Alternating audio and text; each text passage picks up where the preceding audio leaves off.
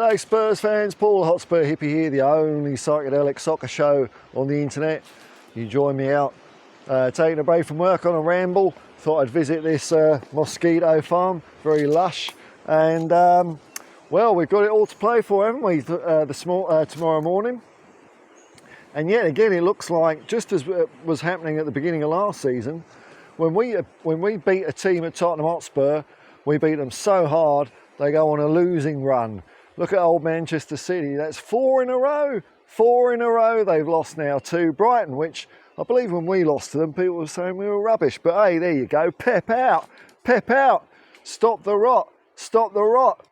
And I think Villa will probably come a cropper against Liverpool, unfortunately. I'm hoping for a draw in that game. That'd be nice. Just take some points out of the table. But they lost their Champions League game because we beat them so hard. We James Herrieted them. We gave them a good old glove. But veterinary, it's just got a sore throat. I love my work. I'm going the long way round. That's what we do at Tottenham Hotspur.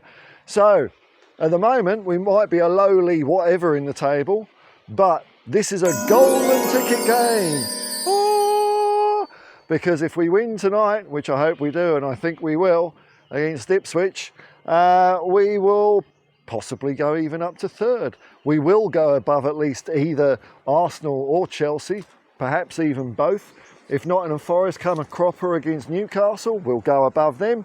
If Liverpool do Aston Villa, we'll go above them. They're all dropping like flies, man. I'm telling you, the quad is definitely on.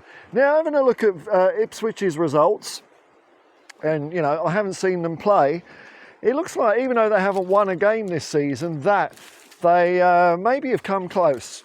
They've had quite a few draws, not many losses, and apparently I've heard on the grapevine, i.e. someone in my chat said so you know what internet nutters are like, could be anything, man, couldn't it? But they've been playing progressive football. So I wonder if the commentators will start coming out with their usual battle of the high line arse. But no one does high line and oppressive football like Tottenham Hotspur. And I think we'll come away with the 3 points. I was going to go 7-0. I did predict 7-0. But after I looked at Ipswich's results, I don't know, man. 2-0. 2-0. I'll go 2-0, but it could be 7, could be 10. Because sooner or later, some stage this season, a team's going to get a hell of a thumping from Tottenham. A hell of a thumping. And look, it's exciting, man, to see this.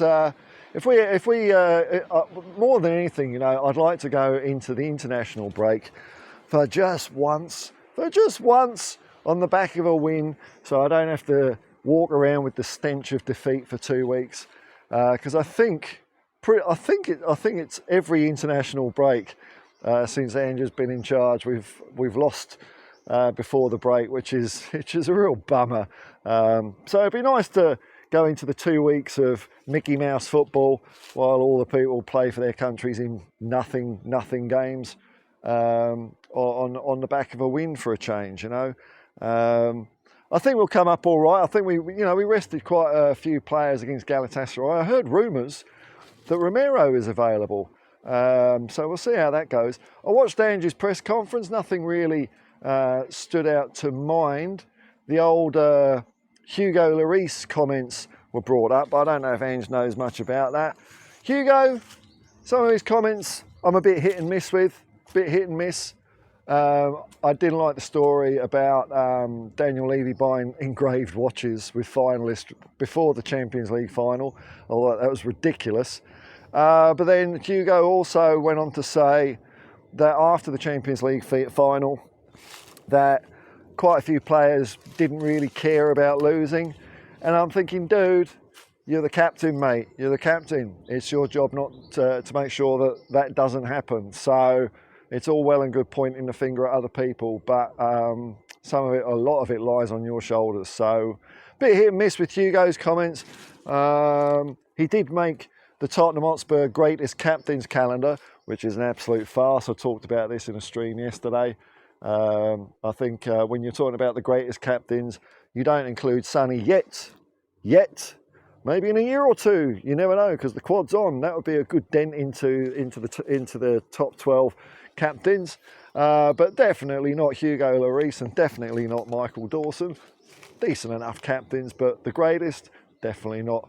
I'd be putting Bobby Buckle, Jack Jones and Arthur Grimsdale in there, who all won stuff, apart from Bobby Buckle, but he started the club. Meeting at Willoughby Lane, which is not far from where I am. There's a suburb called Willoughby in Sydney, and every time I drive past it, I think, oh yeah, Willoughby Lane. That's where the kids used to meet when after they got chucked out of church for playing cards, and they used to talk about football and getting the team set up near Northumberland Park. Now the kick-off this morning is going to be at 1 a.m. Sydney time, which, you know, I'll suffer for my art, man. I'll suffer for my art. I will be doing a watch-along. Timber! What was that? Oh, a little gust of wind, and it sounded like a bloody oak tree went over. Yeah, I will be doing a watch-along. I'll be starting bright and early at about 12:30 Monday morning, which is, what's that? I keep forgetting which way. It's around 1:30 p.m. UK time, and lots of other time zones around the world.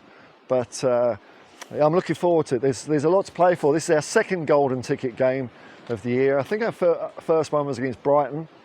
So a golden ticket, it's a bit of a vague idea I've got, but in essence it's when I feel that it's in our own hands to do some real damage to the Premier League table, and it certainly is in our hands to do that tonight. Like I say, we could go up anywhere between 1, 2, even 5 places overnight, and there's every possibility going into the international break.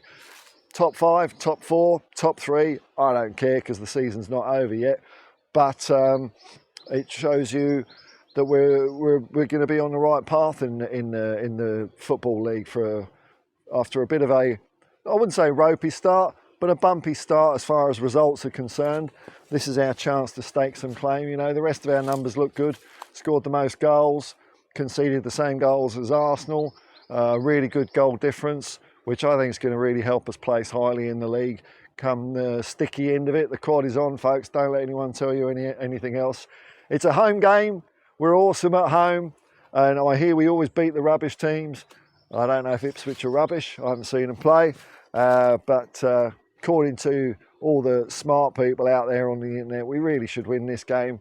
If this is a game, unlike Galatasaray during the week, where I was disappointed to lose, if we lose to Ipswich, I'll be pretty gutted for the next fortnight. So come on, boys, you can do it. I know you can do it.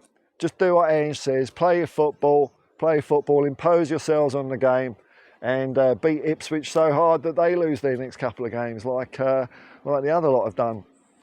And wouldn't it be cool when we come back from the break, when we play Manchester City away, if we could do that, and thus increase the Man City losing streak to 5 games in a row. That's disastrous, man. That's embarrassing. That is devastating. I reckon Pep out. I think he's lost it, hasn't he? He's lost the plot. I don't think Man City are going to be the force they were this year, because I think there's too much other stuff going on at the club, and I think that's a bit of a distraction. There's a bit of noise around the place. I think that's a distraction for the players. Liverpool, I don't think they're going to run away with it. Hopefully it'll be a draw between them and Villa, and Arsenal and Chelsea are crap anyway, so don't worry about them. Anyway, folks, I'm going to carry on my little walk, and I'll see you in about, I don't know, what is it, 9 hours, 10 hours, 10 hours, something like that. Till next time, folks, peace and love, man, peace and love. Come on, you Spurs.